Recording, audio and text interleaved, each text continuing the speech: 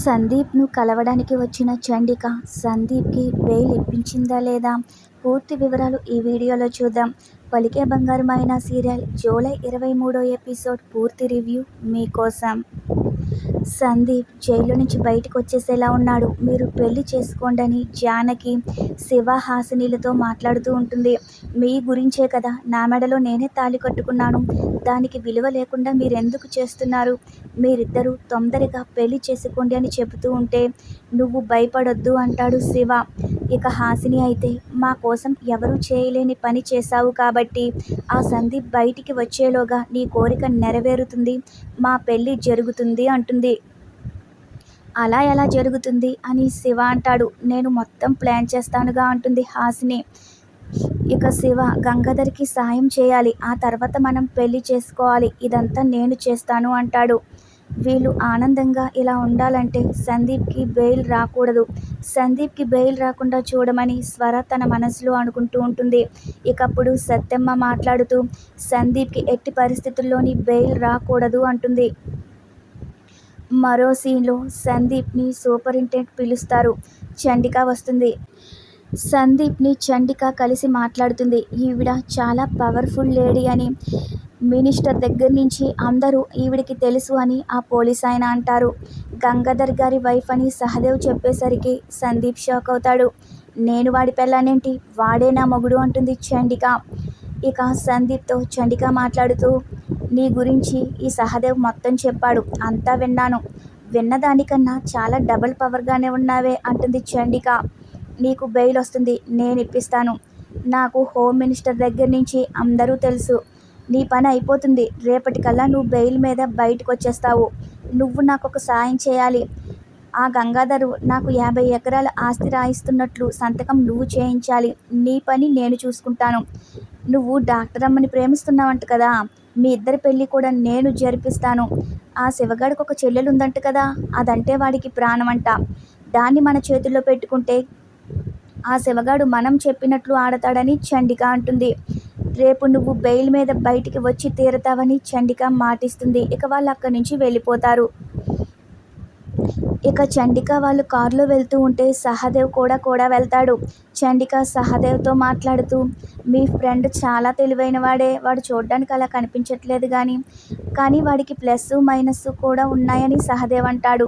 Minus ఏంటి minus, మగాడన్నాక అలాగే ఉండాలి, ఎవరికి భయపడకూడదు, నంగి వేషాలు వేస్తూ అమాయకంగా మంచోడ్లా నా మొగుడులా అస్సలు ఉండకూడదు అని చండిక అంటుంది. చాలామంది ఆడాళ్ళకి అటువంటి మగాళ్ళు నచ్చరు, ఇలాగే ఉండాలి అంటుంది చండిక. ఇక వాళ్ళ రోడ్డు మీద వెళ్తూ ఉంటే ఒక పక్కన అష్టలక్ష్మి, స్వర, హాసిని ముగ్గురు కూడా ఐస్ క్రీమ్ తింటూ కనిపిస్తారు. సహదేవ్ వాళ్ళని చూపిస్తూ వాళ్ళందరినీ పరిచయం చేసి చెబుతూ ఉంటాడు. శివ, సందీప్ ఇద్దరూ కూడా అన్నదమ్ములే అవుతారు అంటాడు. ఇది మరీ విచిత్రంగా ఉంది. ఒక అమ్మాయి కోసం ఇద్దరు అన్నదమ్ములు దెబ్బలాడుకుంటున్నారా అంటుంది చండిక. వీళ్ళెంత సంతోషంగా ఉన్నారేంటి అని చండిక అంటూ ఉంటే సందీప్ జైల్లో ఉన్నాడుగా, అందుకే ఈ సంతోషం అంటాడు సహదేవ్. రేపు బయటకు వచ్చాక చూస్తాను వీళ్ళ సంతోషం ఎలా ఉంటుందో అని చండిక అంటుంది. ఈ ఫ్యామిలీ మొత్తానికి రేపు సంతోషాలనేవే మాయమైపోతాయి అంటుంది చండిక. సందీప్ని జైలుకి పంపించింది ఎవరనుకుంటున్నారు, లాయర్ గంగాధర్ అని సహదేవ్ అంటాడు. ఓహో, వాళ్ళకి వీళ్ళకి లింక్ ఉందా, అంటే ఇప్పుడు సందీప్ శత్రువు నా శత్రువు అని మాట అని చండిక అంటుంది.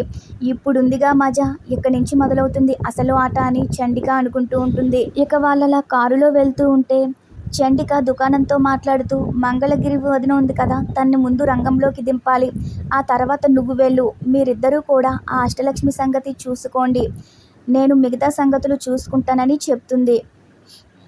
ఇక మరో సీన్లో స్వర, హాసిని అందరూ ఇంటికి వచ్చేస్తారు. అష్టలక్ష్మి స్వర కొన్న బట్టలు ఇంట్లో అందరికీ సంతోషంగా చూపిస్తూ ఎన్ని బట్టలు నాకు పెద్దమ్మ కొందో, రోజుకో జత బట్టలు వేసుకుంటానని మురిసిపోతూ ఉంటుంది. అప్పుడే శివ వస్తాడు. చూడు పెద్దమ్మ ఎన్ని బట్టలు కొందో అని చూపిస్తూ ఉంటుంది. అప్పుడు శివ ఎందుకు ఇలా బట్టలు కొన్నావు, నీ డబ్బులు 1 రూపాయి కూడా ఖర్చు పెట్టొద్దు, నాకు నచ్చదు అంటాడు.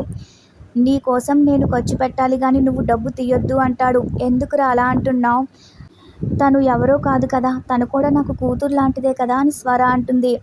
ఇకప్పుడు హాసిని కూడా ఎందుకు అలా అంటున్నావు శివ అని అంటూ ఉంటే జానకి అందుకుని నువ్వు బాగా సంపాదించి మాకు బట్టలు కొను, ఎవరు వద్దంటారు అంటుంది.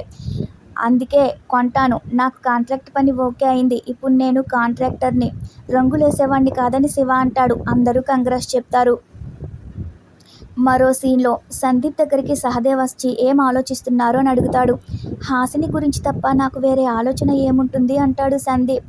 హాసిని మేడంని తీసుకుని వేరే దేశం వెళ్ళిపోయి పెళ్లి చేసుకుని సంతోషంగా ఉండొచ్చుగా, ఇక్కడ జరుగుతున్నవన్నీ మర్చిపోవచ్చుగా అని సహదేవ్ చెప్తూ ఉంటే అలా ఎలా మర్చిపోతాను, డీసీపీ సందీప్ని సస్పెండ్ చేసి అరెస్ట్ అయి జైల్లో పెట్టిన వాళ్ళని నేనెలా వదులుతాను అంటాడు సందీప్. ముందు ఆ గంగాధర్ సంగతి నేను చూసుకుంటాను, నువ్వు అష్టలక్ష్మి సంగతి చూసుకో, నువ్వు చండిక అష్టలక్ష్మి విషయం చూసుకోండని అంటాడు. ఎంత జరిగాక ప్రతీకారమని ఆలోచిస్తే ఎలా, మీ ఆలోచనలు మార్చుకోండని సహదేవ్ చెప్తున్నా సరే నా ఆలోచన మారదు అంటాడు సందీప్. ఇక సహదేవ్ అక్కడి నుంచి వెళ్ళిపోతాడు. మరో సీన్లో గంగాధర్ దగ్గరికి చండిక వస్తుంది. ఎందుకు వచ్చావు అని అంటాడు. నిన్ను పలకరించడానికి వస్తాననుకున్నావా, భూమి పత్రాల కోసం వచ్చానని నీకు తెలీదా అంటుంది చండిక. ఆ పత్రాలు ఎక్కడ దాచావు, ఇస్తావా ఇవ్వవా అంటుంది. నా దగ్గర లేవు, దయచేసి వెళ్ళిపో, నన్ను ప్రశాంతంగా ఉండనివ్వు అంటాడు గంగాధర్. నిన్ను ప్రశాంతంగా నేనెలా ఉండనిస్తాను, అక్కడ నీ ముద్దుల కూతురు ఎలా ఉందో అడగవా అంటుంది చండిక. పూర్ణిమ ఎలా ఉంది, ఎందుకు అలా అంటున్నావు అనగానే పెళ్లి కార్డు ఇస్తుంది. పెళ్ళిడికి వచ్చిన పిల్ల కదా, పెళ్లి చేస్తున్నాను, 10 రోజుల్లో పూర్ణిమ పెళ్లి అంటుంది. నువ్వు భూమి పత్రాలు ఇస్తే ఆకాశమంతా పందిరేసి అంగరంగ వైభవంగా పెళ్లి జరిపిస్తాను అంటుంది చండిక. నువ్వు కనుక ఈ పత్రాలు ఇవ్వకపోతే ఈ దుకాణంగాడికే పూర్ణిమనిచ్చేస్తాను, దుకాణంగాడు పనోడు, ఇది పనిదానిలా నరకం చూస్తుంది, ఆ బ్రతుకు నువ్వు చూస్తావా అని చండిక బెదిరిస్తుంది. గంగాధర్ పాపం తగులుతుంది అంటాడు. నేను ఘోరాలే చేస్తాను చూడు నువ్వు అని చండిక అంటుంది. పత్రాలు ఇస్తావా ఇవ్వవా అంటుంది. నా దగ్గర లేవు అంటాడు. నువ్వు పెళ్లి జరగనివ్వనని చెప్పినా ఈ చండిక ఎవ్వరికి భయపడదు, చేయాలనుకున్నది చేసి చూపిస్తుంది అంటుంది చండిక. ఈ రోజుతో ఈ ఎపిసోడ్ పూర్తవుతుంది. రేపటి ఎపిసోడ్లో మరిన్ని ఆసక్తికర విశేషాల కోసం మన ఛానల్ని సబ్స్క్రైబ్ చేసుకోవడం మర్చిపోవద్దు. Thanks for watching our video.